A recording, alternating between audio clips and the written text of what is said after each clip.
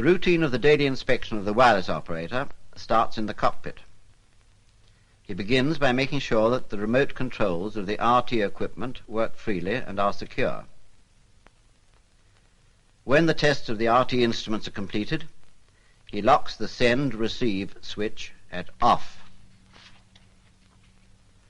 Well, that's the cockpit group done. Now the fuselage.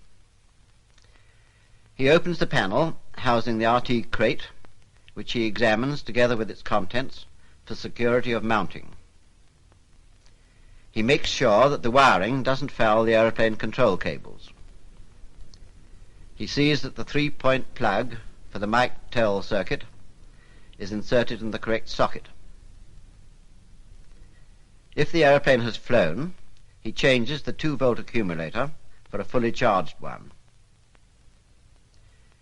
He examines the airframe structure in the vicinity of the accumulator for signs of spilt acid. Next, he examines the connections for cleanliness and security. A dirty connection would impair the efficiency of the set very considerably. Continuing in the fuselage group, he examines the aerial for security. He pays particular attention to the security of the mast and to the cleanliness of the insulation panel. Dirt and foreign matter on this are going to reduce its insulating properties. He sees that there is no fraying of the aerial wire. He inspects the insulation and lower attachments of the aerial mast for security.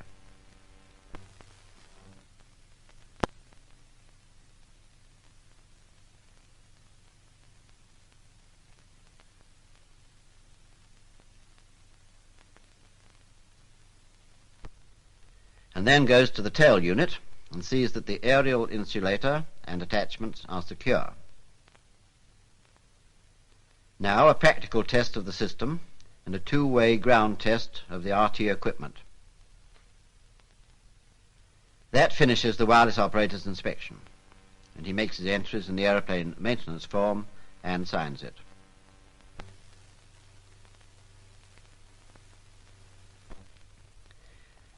The daily inspection of the electrician is an important one. His responsibility is on the increase with modern aeroplane equipment.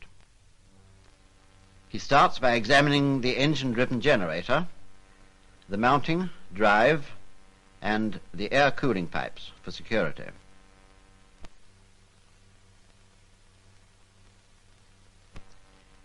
He then inspects the cable connections to the engine-driven generator for cleanliness and security. Now round to the other side of the power plant to examine the electric starter motor, the magnetic relay switch, and the remote battery socket for security. Then the cable connections to these, to the electric starter motor, the magnetic relay switch, for cleanliness and security.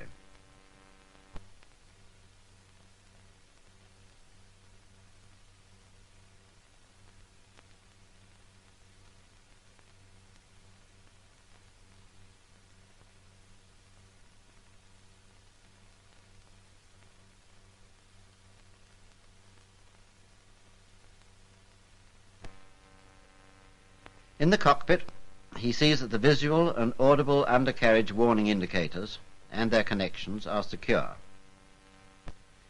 He operates the undercarriage main indicator switch to the on position by means of the throttle lever and sees the indicator board lights correctly. There are 2 lamps behind each window. Should any lamp be defective, he would replace it.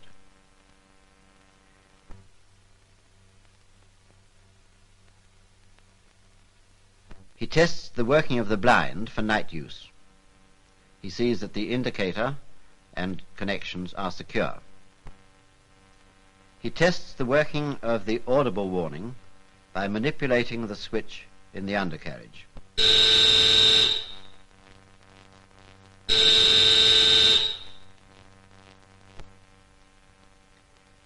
He then examines and checks the ammeter for correct zero reading and security.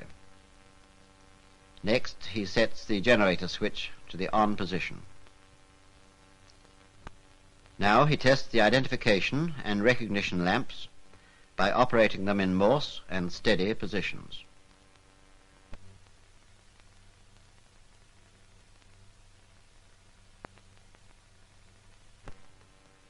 Next, he ensures that the lamp in the gun sight dimmer screen is operating correctly.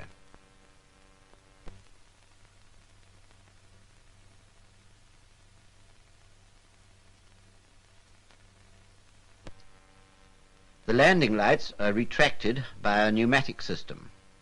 He checks their operation and also the operation of the mechanical focusing control.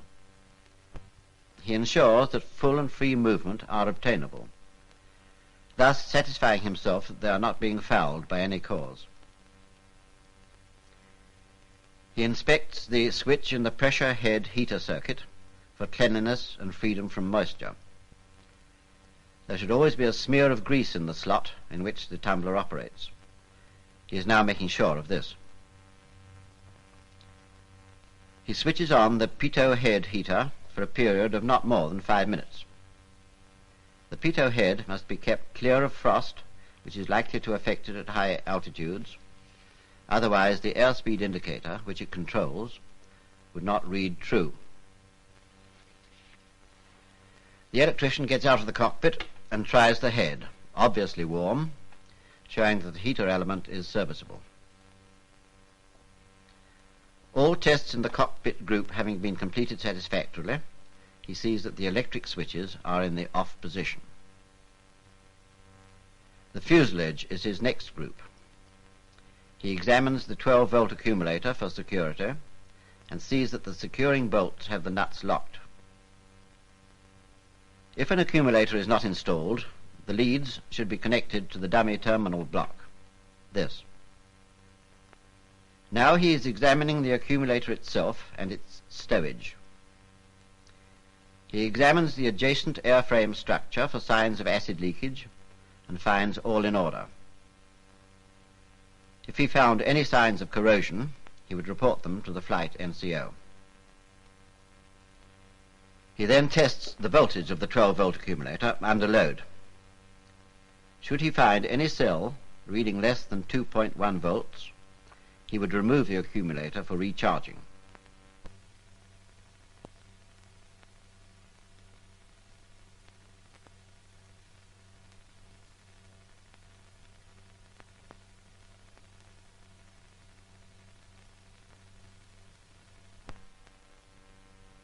He checks the fuel gauges on all tanks to see that the electrical system is functioning correctly. He is now going round to ensure that all lamps and electrical equipment are securely fixed to the aeroplane.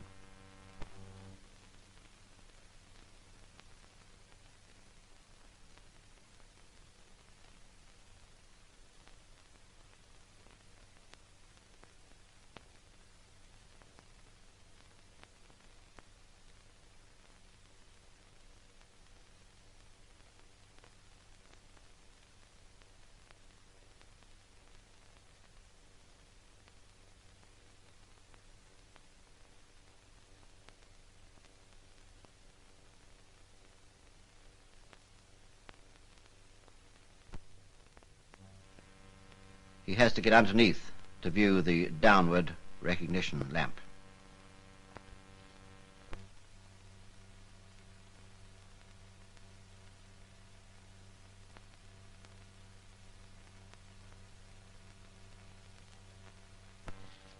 He tests the navigation lights by operating the switch.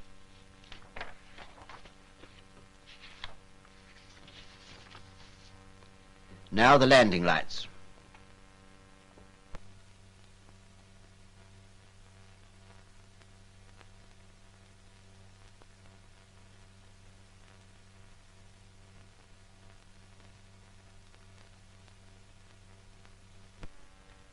Now the cockpit lighting.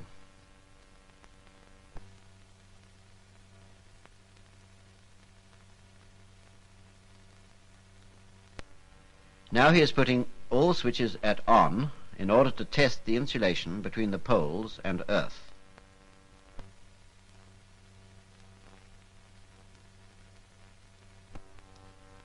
After that test has been completed, the electrician's inspection is finished, and he proceeds to make his entries in the aeroplane maintenance form and sign it. We shall next watch the instrument repairer's inspection. Seated in the cockpit, he checks the 0 setting of the rate of climb indicator.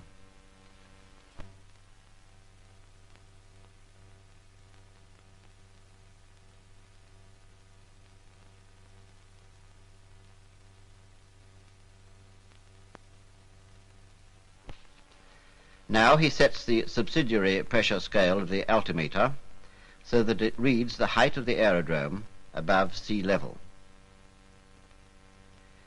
He tests the blind flying panel for security and the anti-vibration devices for signs of broken springs.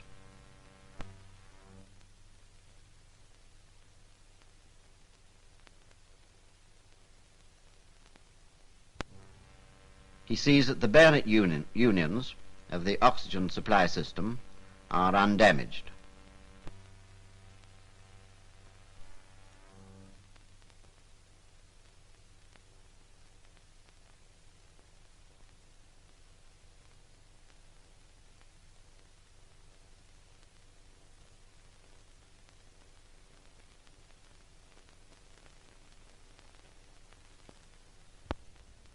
Next, he checks the contents of the oxygen cylinder. This must be at least 7/8. Should the gauge show less than 7/8, the cylinder must be taken out and a new one put in its place. The instrument repairer's inspection is ended by winding the clock and setting it to the correct time.